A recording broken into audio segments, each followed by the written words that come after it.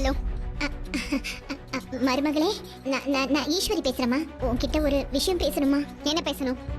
அது வந்து நீ எதுவும் தப்பா எடுத்துக்காதம்மா. போஸ் நல்லவன்தாம்மா.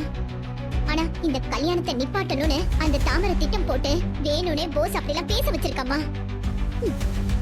கொஞ்ச நாளைக்கு முன்னாடி கூட சேது மேல கூட இப்படி ஒரு பழிய போட்டு அது மூலமா அவனை கல்யாணம் பண்ணி அவ வாழ்க்கையை மாத்திக்கணும்னு நினைச்சான்.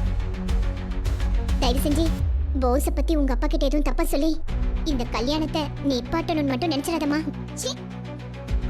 மனசாட்சியே இல்லாம உன் பையனுக்கு இப்படி சப்போர்ட் பண்றியே, உனக்கு வெக்கமா இல்ல? உன் பையன் ஒரு 420 முன்னா நம்பர் பொம்பளை பொறுக்கி. அந்த பொண்ணு கிட்ட தப்பா நடந்துட்டப்போ நான் மட்டும் அங்க போகலன்னா உன் பையன் இன்னைக்கு அந்த பொண்ணு கூட முதல் இரவை கொண்டாடி இருப்பான்.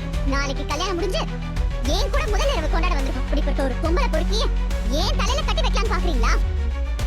இனி நான் என்ன பண்றேன்னு மட்டும் பாரு. நான் கட்டி வச்ச கனவு கோட்டை எல்லாத்தையுமே இடிச்சுட்டானே.